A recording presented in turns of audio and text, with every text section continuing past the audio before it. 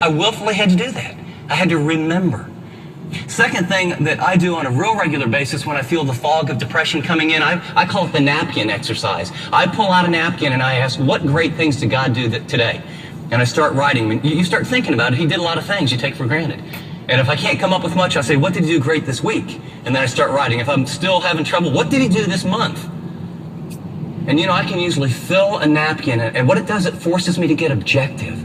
Third thing that has been very helpful for me is I keep a journal so I can process. Often this unresolved anger and all this kind of junk, we don't deal with it and we push it down, and then we wake up 2 days later and depressed and don't know why. And so I write things out as soon as I feel things jumbled.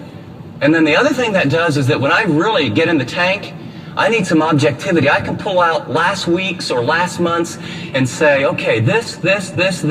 And in my journal, I've got check marks, date, answer to prayer. This was a huge problem. It was impossible. And 2 weeks later, it's got a check mark, a date, this is what God did. A check mark, a date, this is what God did. A check mark, guess what? I'm thinking, if he did it last month, last year, now I get stacks of these journals. If I get really down, man, go back to 1990, I think this is where I was, and I was worried about these issues in my kid's life or these issues. Wow. See what it does? I'm remembering. I willfully take time to remember what God has done. Notice verses 13 through 16. He's going to move from remembering God's acts. He's going to stop, and now he's going to look. Notice what he does. He goes, your ways, O God, are holy. What God is so great as our God? You are the God who performs miracles. You display your power among the peoples. With your mighty arm, you redeemed your people, the descendants of Jacob and Joseph. Underline the word holy, underline the word performs miracles, and underline the word redeemed. Do you see what happened? He's in the tank. And I mean, he's so depressed, and then he says, I'm going to appeal to God. I'm going to start remembering. So he makes his list of all the specific things God did, and that list of God's great acts moves him to what?